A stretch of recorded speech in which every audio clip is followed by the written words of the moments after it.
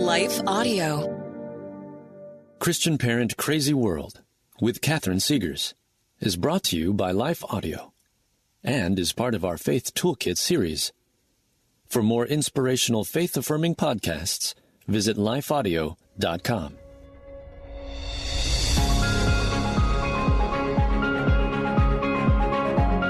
Welcome to Christian Parent Crazy World, the podcast that tackles tough topics to help you be a godly parent in an ungodly world. I am your host, Catherine Segars, and in today's episode, we will tackle this uplifting question: where can we find some wholesome entertainment that wrestles with real life in a biblical way? That is not easy to find, moms and dads. My special guest today, Felicia Ferguson, is an author who creates stories and characters that wrestle with many of the topics that we talk about on this show. So today we are going to take a summer break from real life and talk some fiction. And along the way, you will be inspired to make a difference, to make an impact for God's kingdom in your own life. That's the plan for this episode of Christian Parent Crazy World. So let's get started.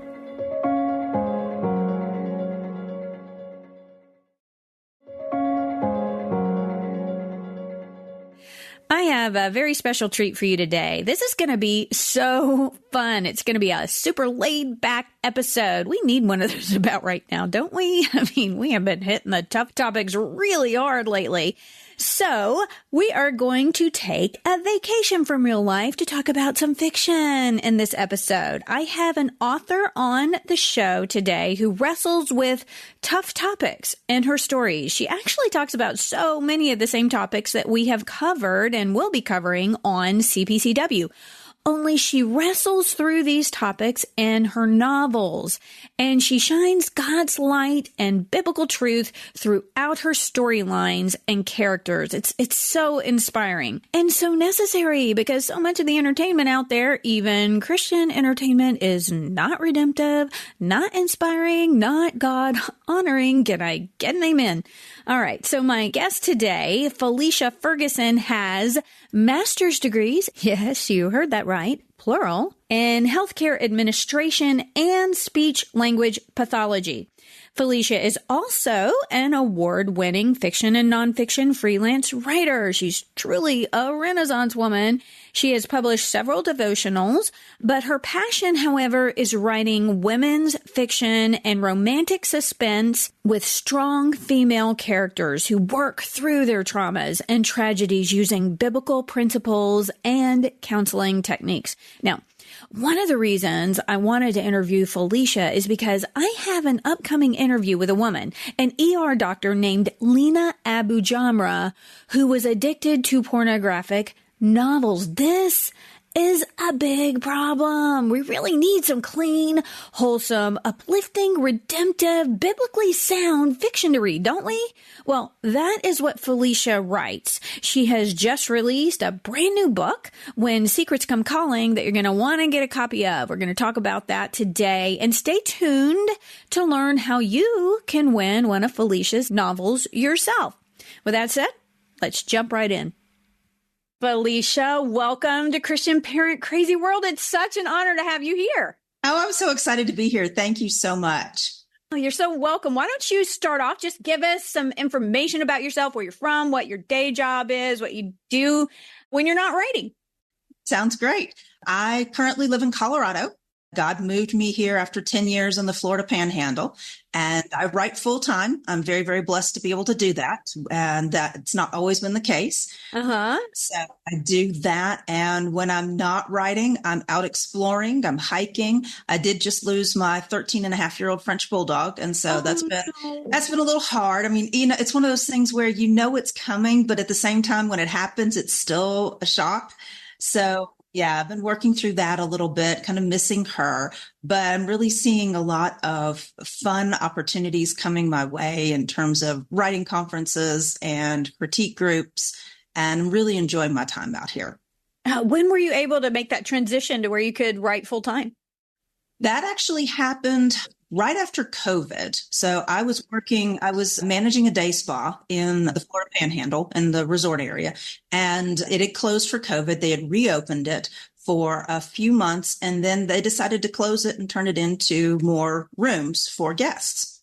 And at that point in time, I tried to find other jobs, and God just kept closing doors and kept closing doors there. And he kept opening doors in Colorado. And it was one of those things where I just followed along for the ride. I was Abraham leaving Ur. And at one point I was even like, okay, Lord, where in Colorado are we going? Because all I knew was Colorado. Really? Yes. Yeah. And so I actually had a friend out here who I met online through a TV show that we were both fans of. And she invited me and two other ladies out for a girls' weekend. And my uncle actually lives out here. And so I came out a day early to hang out with him. And he drove me through the area a little bit. And all of a sudden I felt in this one particular town, I was just like, this is it. Okay. I know where I'm supposed to be. And I'd added another day onto the trip to run down to Colorado Springs because I figured, oh, that's perfect. You know, it's a very Christian oriented area. Yes, it is. Lots of Christian companies there. We get down there and no, that's not where I'm supposed to be. Yes. And so I sold my house and moved out here in complete faith. And here we are. I love that story because I think we're all facing challenges so often in life. And we're like, what's the right answer? And we just went through a job change where God just closed one door and completely opened another door. It's not the door I would have necessarily chosen, but I'm like, wow, this is really amazing now that my husband has walked through this vocationally. But that is the way the Lord works. And we were praying right before we started, and I mentioned Romans 8:28. God causes all things to work together for the good of them who love him and are called according to his purpose. That is a conditional promise that we have. But we can see that just as Abraham did. I love that analogy there. Just as Abraham stepped out in faith, you stepped out in faith and left Florida where everybody goes to retire, right? Exactly. Yes. And to move to a colder place. Beautiful, though. I bet the topography, the geography there in Colorado is just stunning. I'm sure. It is. It's incredible. I've got foothills right out my back window. Oh, I love that. Yeah. I'm 5 minutes away from mountain hiking, 20 minutes from Denver. And so it's just a great location. No kidding. I see. I'm not good with flat. Yeah. Florida's great, but I've got to have some hills. And we're a part of Alabama that's not nearly as mountainous as Colorado, but it's pretty hilly here, actually. There's some big hills around here. So I love that. So I want to know, though, because I'm a writer as well. And I think my audience can relate to this because I think we all have these dreams that God places in our heart. It might not be the same dream. My father-in-law has always wanted to open up a hot dog shop, and in his retirement. You never know what it could be, just whatever it is. It could be a business. It could be a ministry that God has in your heart. I'm a writer and God's opened doors for podcasting. You're a writer. And God is just, like you said, he's closed certain doors and opened doors. But how did you balance that earlier on? Like, first off, tell us when you knew you wanted to be a writer, and then how you went about really pursuing that God-given calling in your life. Sure. I knew I actually wanted to be a writer in the 5th grade. Wow. And so, yes, back then I had a friend, and long before I learned anything about fan fiction and that sort of thing, we would actually write Sweet Valley High stories. If you can remember those back in the day. Yes. And so I would write a chapter, then I would pass it over to her, and she would write a chapter, and then back and forth until we finished it. And then one of our classmates would do like the little circle cover, of the two people, draw that for us. And I don't know if our teacher ever found out what we were doing, but that's where I learned to really love writing. And I wrote little things kind of here and there. Mom and Dad wanted me to have a career. And so they were university professors. So they knew the whole thing about go to college and get a degree that you can actually do something with. Yeah. Mm-hmm. And so I have a master's degree in health administration. And then I went back and got a master's degree in speech language pathology. But all that time, I started writing fan fiction for different TV shows. And so I was cultivating my love of it for a long time. And then one day, I had one of my readers tell me, you should write a book. I can really see you. And I thought, no, I can't do that because I'm so used to taking somebody else's characters. I want to just continue to tell those stories. And so I kind of left that. And then I decided to play with the Regency book a little bit, send it off for a competition, and got my feedback back. Did fairly well. But at the same time, I got one particular item that it was an inconsistency with the timeline. I had put a landscape designer in the book who had died, I think, 10 years prior to the book's opening. So, whoops. Okay. Yes. Yeah. And then I played around with a dual timeline. Biblical fiction didn't really see the light of day. And so one day, now I was down in Florida and at that day spa. And so I don't know if you know anything about the Florida vacation schedule, but during the off season, it can be pretty dead, January, February, and it could go 8 hours. I could do an 8-hour shift with no phone calls and no people coming. Wow. Yeah. And so I was just like, okay, God, you have got to keep me from going nutty. What are we going to do? And he told me, write a book. And I said, okay. And in the space of an hour, I had my 4 characters and the overall storyline. And then I just started writing. And so my bosses were great. If there wasn't anybody coming in or there weren't phone calls, they let me write, just like they would let somebody else read a book or something like that. Okay, so you started off kind of as a paid writer, not paid to actually write, but you're getting paid to sit at a desk where you could write. That's so cool. Yes. I'm a little jealous. Yeah, that was really pretty fun. It really was. And so I wrote 2 books there, and they were both, oddly enough, they were set in the Seaside, Florida area, and then also in Fairhope, Alabama. And then once I finished the second book, I was like, okay, this is what I want to do. I know these are the types of characters I want to write. These are the types of stories I want to write. This is what I want to do. And so I went to my first writers conference, very small one down in Andalusia, Alabama, at the Methodist camp there, and met with a really well-known agent and kind of pitched him my book series and that sort of thing. And he steered me in a different direction. He said, no publisher is going to pick these books up because they're hybrid published and they don't have a big sales record. So start fresh, pick another character, pick another story.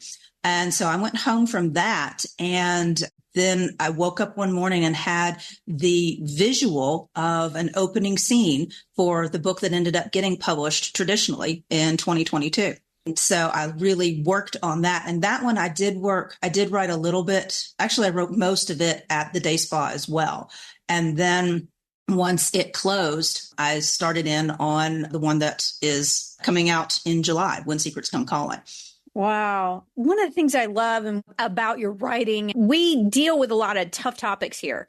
And your books, like the one that you were talking about, that first book that you came out traditionally published, tell us just a little bit about that. You're going to do a book giveaway on that one, aren't you? Sure. Yes. That one is When Secrets Come Calling, and it has won multiple awards. It's an audiobook, paperback. The choices she made. That one. Yes. Sorry. Yes. When Secret Comes Calling, that's the new one. That's the one that's on my brain right now. So yes. I got that. Yeah.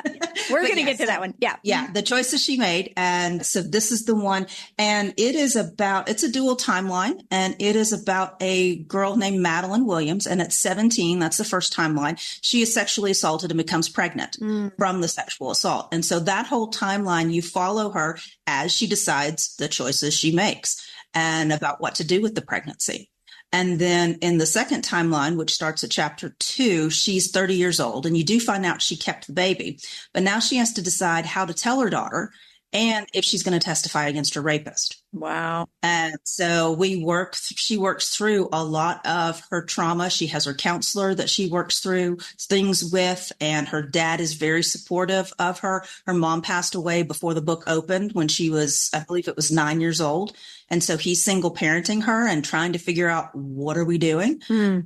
She has a boyfriend who wanted to marry her. And so she's got to figure out, am I going to lie to him? Am I going to push the limits? And then we could tell everybody that the baby is his.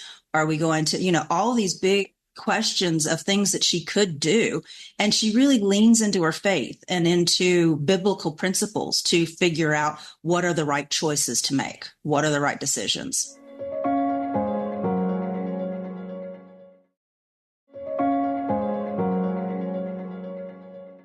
And that's what we need to do in real life. What I love is that you're doing in fiction kind of a lot of things we're talking about on this show all the time. I mentioned to you earlier, I have an upcoming guest who was conceived in a sexual assault. he was conceived from rape. And of course, what our culture would tell you to do, that the choice you should make in that instance is to end the life. Yeah. And that's not a choice that I think we're going to find biblically, that God is the author of life. Yeah. And he may not have ordained the circumstance Right. with how you came here, but he did ordain the life, and the life is beautiful. And it's not an easy choice, obviously. Not so many of our choices in life aren't. And then your newer book also, which we're going to get into, it deals with a lot of these kind of tough issues. But what I so appreciated in When Secrets Come Calling, why don't you tell our readers just a little bit about that first? And we can talk about how we're wrestling through these. And I love how you're wrestling through it and with such a high ethical Christian standard, because a lot of books aren't doing that. I have picked up obviously the secular books aren't doing that. We wouldn't expect them to.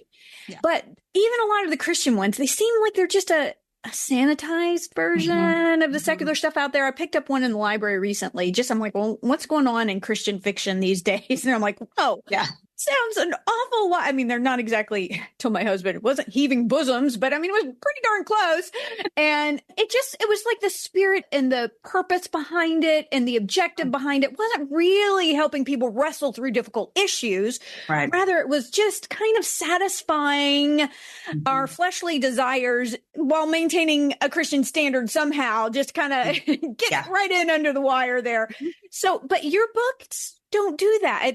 I read all of your last book and I really enjoyed it, got sucked in. Oh, by the way, okay, yes. I have a little bone to pick with you because we get up really early to go to prayer at my church on Sunday mornings. And here I am a couple of Sundays ago. It's like 1:30 in the morning. I got to get up in 4 hours and I'm still sitting here reading your book.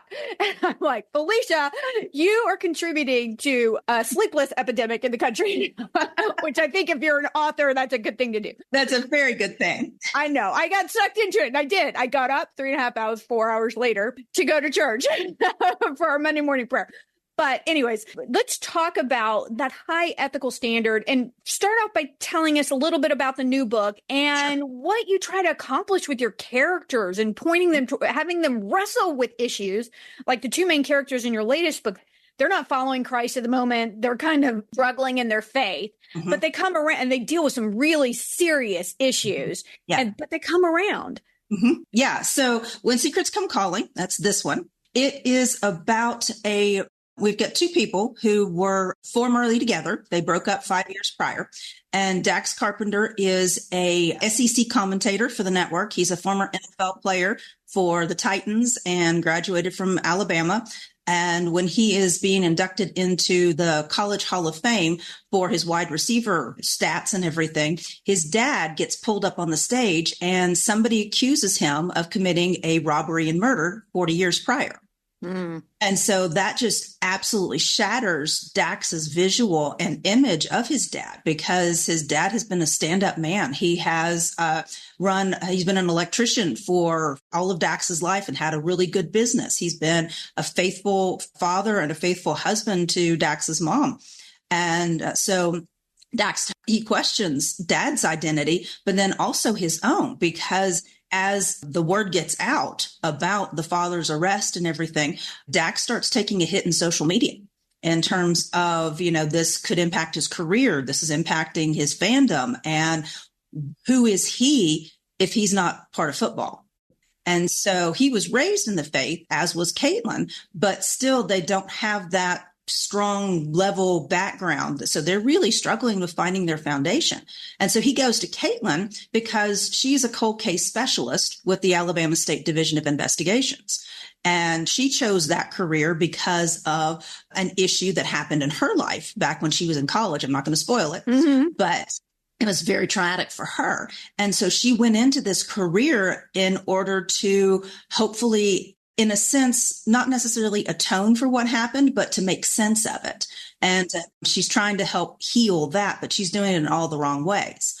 And so she goes down to Gulf Shore, she agrees, and starts investigating the new details and evidence that they have. And so while we're doing that, her father's dementia is progressing. And he is currently living at home with her mom as the primary caregiver. And so mom is struggling with a little bit of how do I honor my vows to my husband? And so she's wanting to keep him at home, but he's no longer safe at home. He's starting to get a little bit combative. And so Caitlin and her siblings are getting concerned about that. And so you walk through the process of, what do we do with Dad? How do we honor and still keep everybody safe?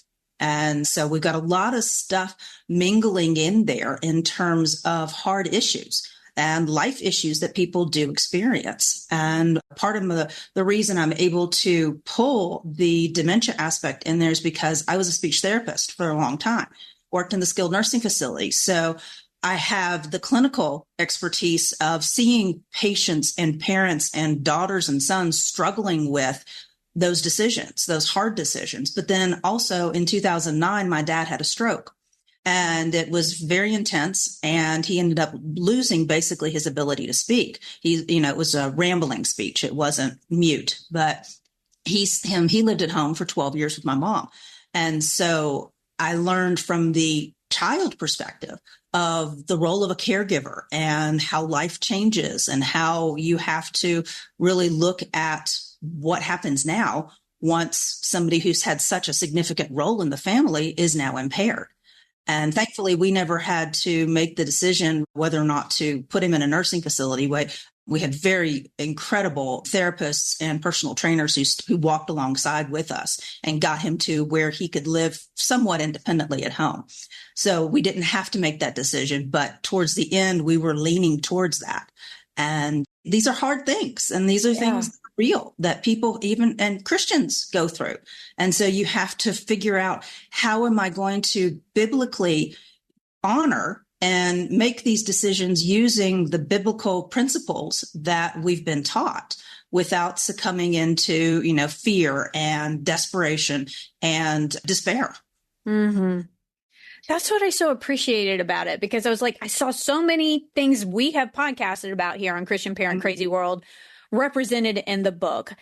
How does God allow this evil and suffering in the world? Evil happens. And that's what your main character, Caitlin, was dealing with from her past. Something evil happened, and wrestling through that, trying to reconcile that with a good God is honestly, that's one of the top reasons, according to recent research, it's the top reason Gen Z is leaving the faith, reconciling a good God with the evil and suffering that we see in the world.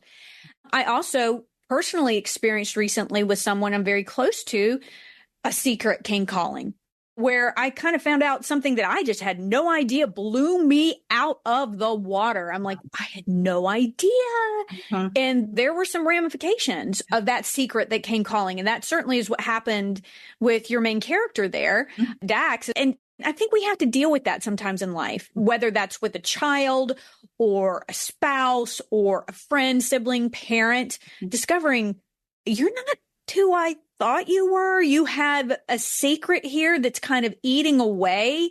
Mm-hmm. And what I love is in your book, these characters end up turning to God in those desperate moments of trying to figure out which direction to go, trying to figure out how to handle the secret that came up, or trying to deal with the past trauma. Mm-hmm. And what I do love, you don't wrap everything up with a pretty bow, do you? No, I do not. Because it doesn't get wrapped up with a pretty bow in real life. And we know this. And one thing I wanted to mention earlier, I don't get to read a lot of fiction just because I'm always with the kids reading stuff for their school. And I'm always reading stuff for the podcast that's usually nonfiction. So this is just the perfect thing for summer, because it is a piece of fiction that you can get engrossed in and really enjoy. But at the same time, it is wrestling through the issues that we're actually wrestling through in everyday life.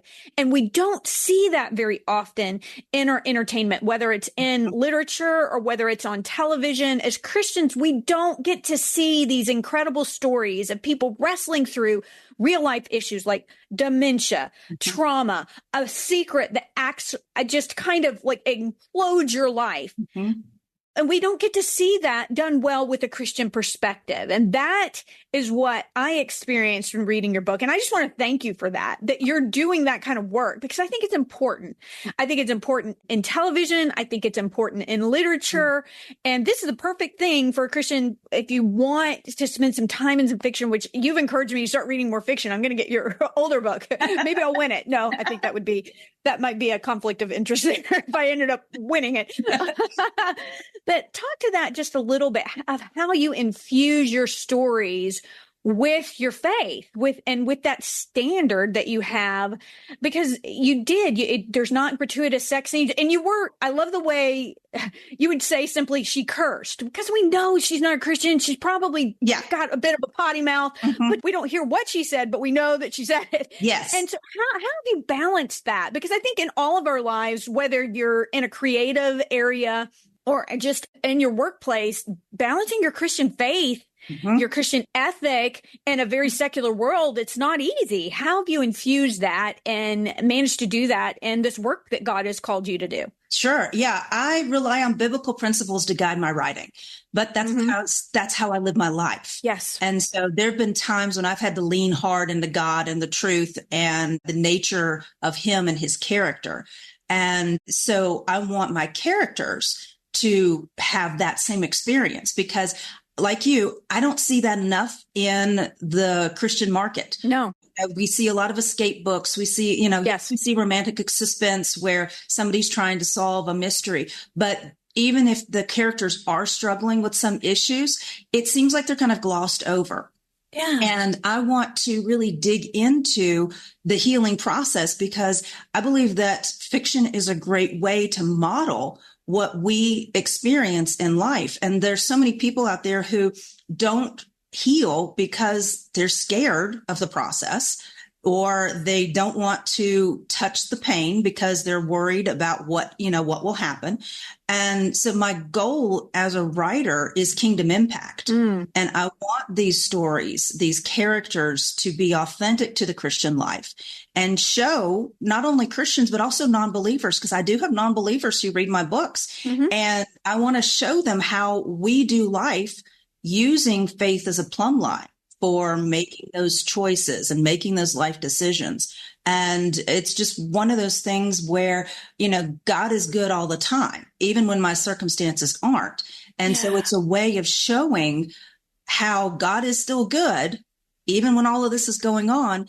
And yes, my books are going to have a happily ever after, but it's going to be a hopeful happily ever after, because, their hope is going to now be in God and not in their past trauma, not in their circumstances. And so it's one of those things that I just absolutely really want people to see someone going through their baggage, working through it, and not repacking it at the end and then just going on about their life. I want them to either start walking in freedom or walk in freedom by the end of the book, so that it can encourage other people. It can encourage readers to either have empathy for people who are working through their struggles, or encourage them to work on their own struggles so that they can see hope. And yes, you can have the abundant life that Jesus promised, but sometimes you got to work through your mess to get to it. Yeah. Yeah, that'll preach. That'll preach right there. I love that. And I love what you said, kingdom impact. That's what we all want. I don't care what you do in life. You want kingdom impact. That should be our heart's goal, is that, God, I want to impact your kingdom. And there's some books out there, all the kids were reading, obviously, Hunger Games, and that's been out for a while, and Divergent, and some of these more dystopian novels. And I picked it up because I'm like, well, I need to know what they're reading. So I read the Hunger Games trilogy, and I actually, it's good fiction. Have you read them? I haven't. I'm not big on teenagers killing teenagers. So No, I wasn't either. But when I was in homeschool circles and they were doing book reports on it, I'm like, Christian homeschool circles, and they're doing book reports on it. I'm like, what in the world? I'm like, I think I at least need to be conversant on it so I can have a conversation with these kids and not be ignorant. Because I just kind of figured that wouldn't make its way to my circles, and it did. And there was some biblical themes in it. The main character sacrifices herself, or potentially sacrifices her life for her sister. It's beautiful. And of course, we all admire that and honor that, and that's great. But it was so dark and unredemptive. There was no consolation. Let's face it, we read the Bible. There's some dark places in the Bible.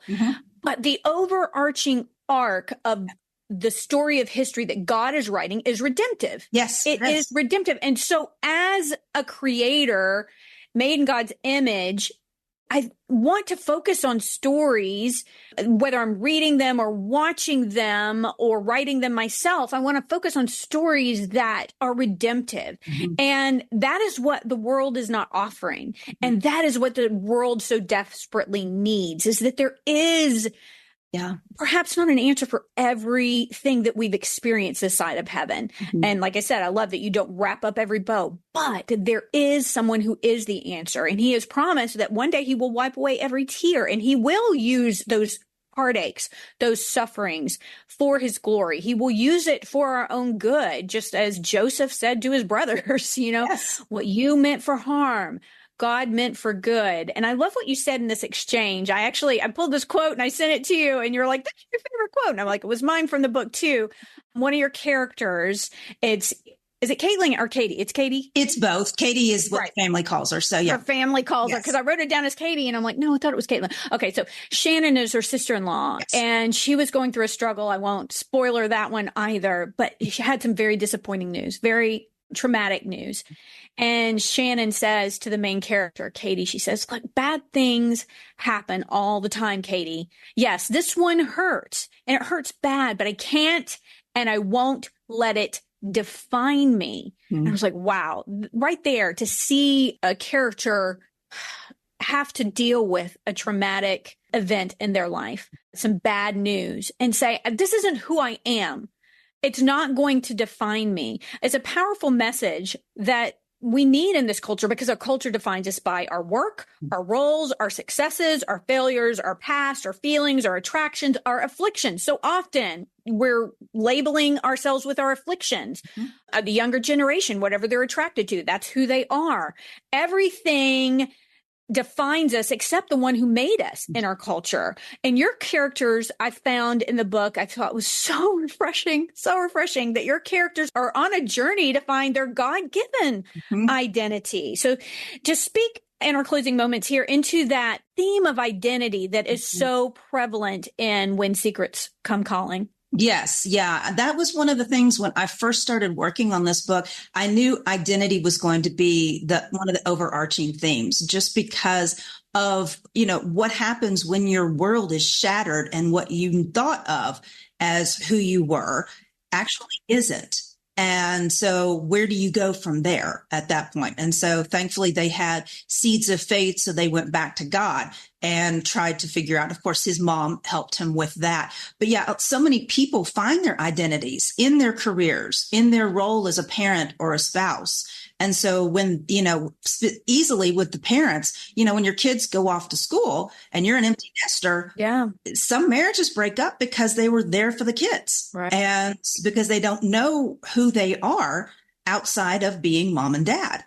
And then, some people, if they experience divorce, they kind of flounder because they don't know who they are outside of being this person's spouse and the role of supporting them or being Mr. and Mrs. And so I really wanted to dig in on who we are outside of the roles, outside of careers. I mean, when I was back working as a speech therapist, I would call myself, I'm a speech therapist. And I caught myself one day on that.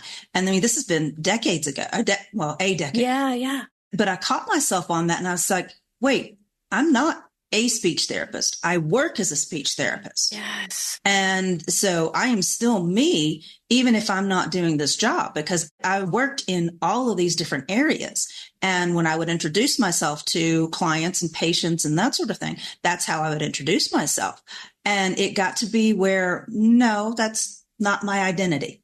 Let's take a step back and let's really look at who I am, whose I am.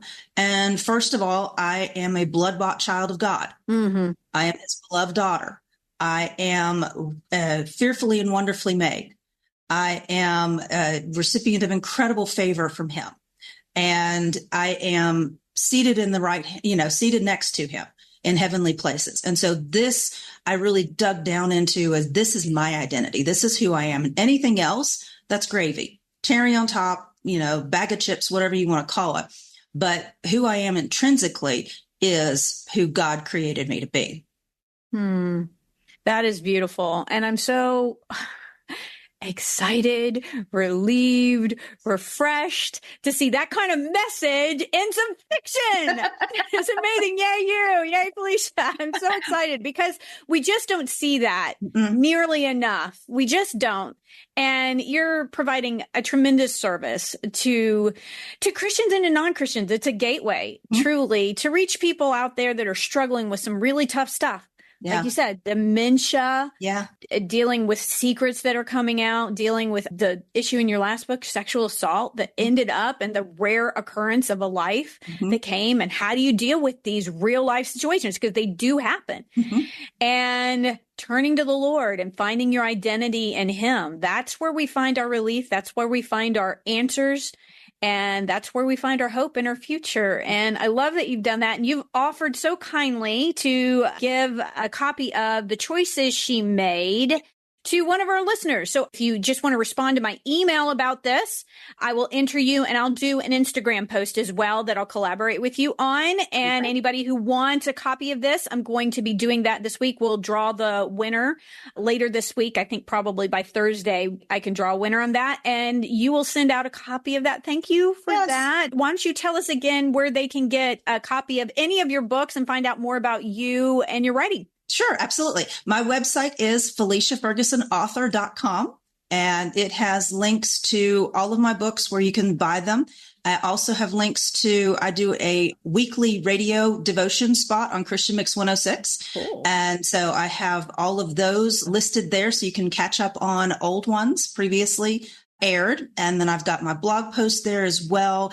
And the books are available. The Choices She Made is available at pretty much every outlet because it is traditionally published. And When Secrets Come Calling is independently published. So it's only available at Amazon, but is going to be available in all the formats, hardback, paperback, digital, and the audiobook is getting done right now by the same narrator who narrated The Choices She Made. And that audiobook won an award.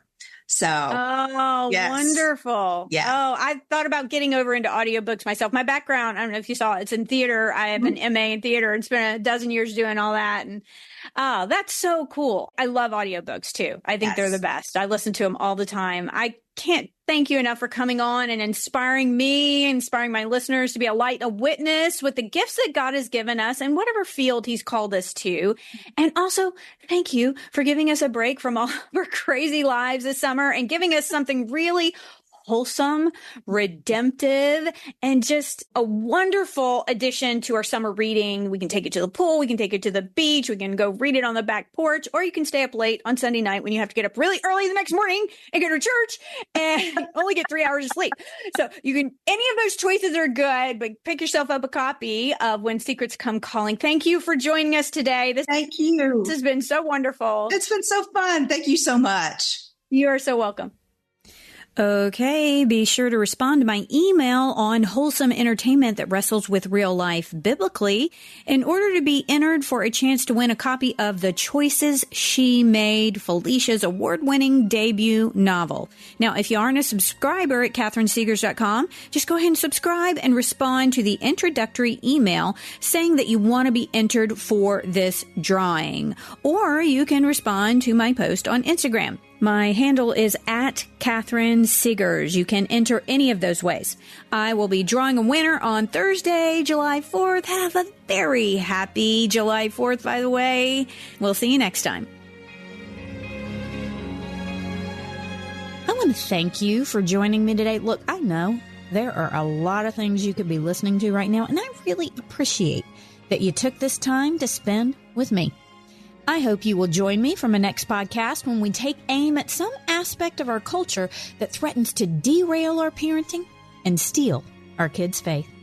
If you enjoyed this episode of Christian Parent Crazy World, would you consider telling a friend and sharing it on social media and giving it a good review over on Apple Podcasts and Spotify and following me on Facebook and Instagram? Oh, and maybe you could say that Christian Parent Crazy World is the best podcast you've ever heard in your entire life. Just a thought. And be sure to check out my website, which is CatherineSeegers.com. That's Catherine with a C. I have lots of articles and resources there that will help you on your parenting journey. And if you subscribe, I will be sure to send you some really cool free stuff and notify you of future podcasts, articles, and blogs. I want to end this and every episode with a word of encouragement. God gave you your kids, your specific kids, for a reason. That's because you hold the key to unlocking who God created them to be. We'll see you next time.